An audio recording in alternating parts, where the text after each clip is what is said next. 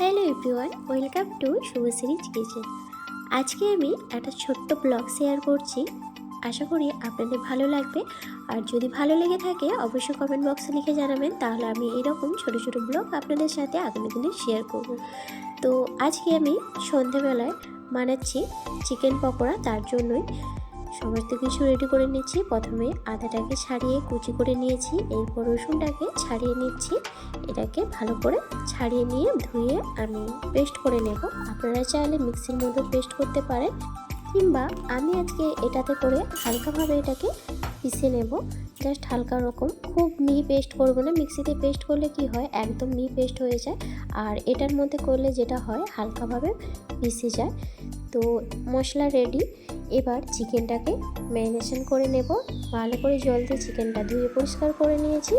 এবার এর মধ্যে প্রথমে দিয়ে দিলাম স্বাদ মতো লবণ, হলুদের গুঁড়ো, আর কালারের জন্য দিলাম কাশ্মীরি লঙ্কার গুঁড়ো। তারপর দিলাম গরম মশলা গুঁড়ো।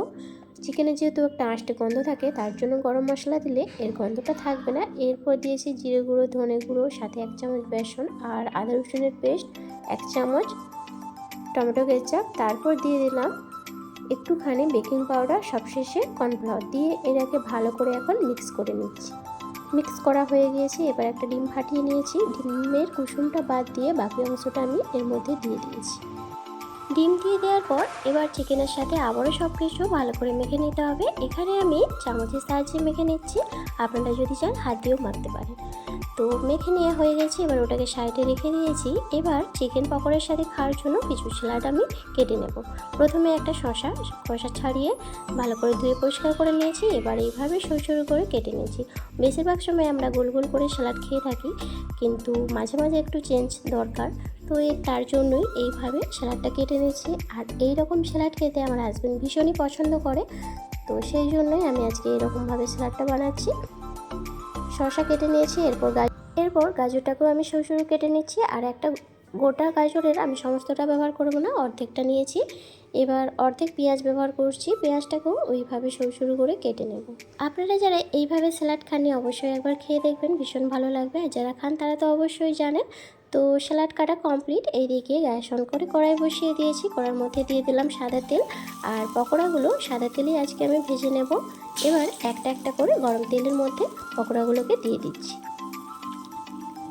আচ্ছা, বৃষ্টির দিনগুলোতেও কি আপনাদের সাথে এমনটা হয়ে থাকে? যেদিনই দেখি বাইরে বৃষ্টি হচ্ছে, কিছু না কিছু স্ন্যাক্স এইরকম আমার খেতে ইচ্ছে করে। আপনাদের সাথেও কি এমনটা হয়?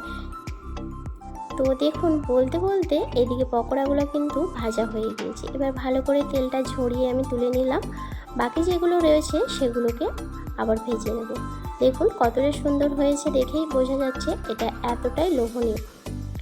তো বাকি যে সমস্তগুলো রয়েছে সেগুলো আবার একবার দ্বিতীয় ব্যাচে আমি ভেজে নিচ্ছি। তো সমস্ত পকোড়া ভাজা কমপ্লিট। এইদিকে এবার আমি প্লেটটা তৈরি করে নিচ্ছি। এখানে নিয়েছি চিলি সস, সাথে আপনারা যদি অন্য কোনো সস খেতে পছন্দ করেন সেটাও নিতে পারেন। আমি শুধুমাত্র এখানে আজকে চিলি সস ব্যবহার করেছি। এবার স্যালাডের মধ্যে ওপর থেকে একটুখানি ছড়িয়ে দিচ্ছি বিট লবণ। তো সন্ধ্যাটা এবার পকোড়ার সাথে আমরা এনজয় করি। আর ভিডিওটি ভালো লাগলে লাইক কমেন্ট করবেন। আর এই রকম ছোট ছোট ব্লগ যদি আপনারা দেখতে চান সেটা কমেন্টে লিখে জানাবেন, তাহলে আমি আগামী দিনে আরও এরকম মিনি ব্লগ শেয়ার করব। তো যারা চ্যানেলে নতুন এসেছেন চ্যানেলটি সাবস্ক্রাইব করে নেবেন।